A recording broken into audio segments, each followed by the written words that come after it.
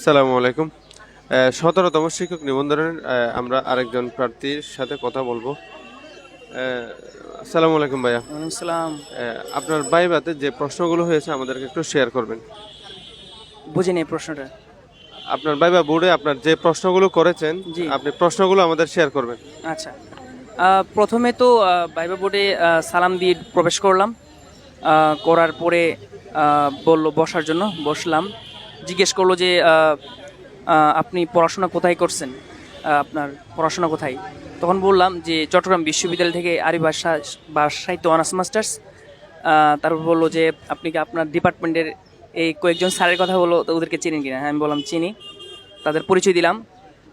দেওয়ার পরে আমাকে জিজ্ঞেস করলো যে আপনি বর্তমানে কি করেন।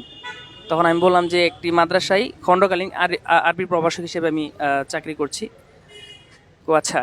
তো পরে বললো যে আপনি বলেন যে আমি একটি মাদ্রাসায় আলিম শ্রেণীতে পড়াই, এটা আরবি করেন। তখন আমি বললাম যে ও আল্লিমু ফি সাফিল আলেমি বি মাদ্রাসা। তো উনি বললেন যে ও আল্লিমু না বলে তো এখানে অন্য একটা বলা যায়। তো বলছে উদাহরণ তো বলা যায়। হ্যাঁ, আমি বলছি এটাও বলা যায়। এরকম প্রশ্নগুলো। তারপরে বললো যে আহ, এই মাউসুফ সিফত থেকে প্রশ্ন করলো। মাউসুফ সিফত প্রশ্ন করলো যে মাউসুফ সিফত হইতে গেলে কয়টা বিষয় আছে এখানে। তারপরে আমি বললাম যে অনেকগুলো আছে, তার মধ্যে কিছু এরকম। তারপরে মাউসুফ সিফত কখন কি হয়, মাউসুফ যদি মারেফা হয়, সিফত মারেফা হবে, মাউসুফ নাকেরা হলে সিফত নাকেরা হবে, এই বিষয়গুলো একটু বলা হলো। তারপরে বললেন যে ঠিক আছে আপনি। পরবর্তী যারা ভাইভা দিতে আসবে ওনাদের কোন বিষয়ের দিকে বেশি লক্ষ্য রাখতে হবে?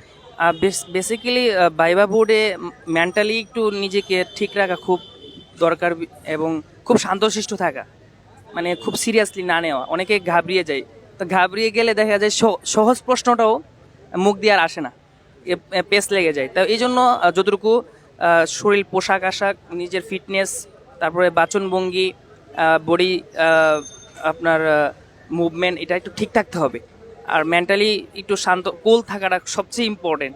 প্রশ্ন আহামরি এত ভেতর থেকে প্রশ্ন করে না, আর ভেতর থেকে করলেও যে সব দিতে হবে দরকার নেই। 4-5টা প্রশ্ন করলে 2-1টা গ্যাপ যাইতে পারে। তো এটা কোনো ফ্যাক্টর না, ফ্যাক্টর হচ্ছে আপনার এক্সপ্রেশন, আপনার চেহারা, আপনার বডি, আপনার কথাবার্তা, এটা ঠিক রাখা, এটুকু। অসংখ্য ধন্যবাদ আপনাকে। ধন্যবাদ। আসসালামু আলাইকুম।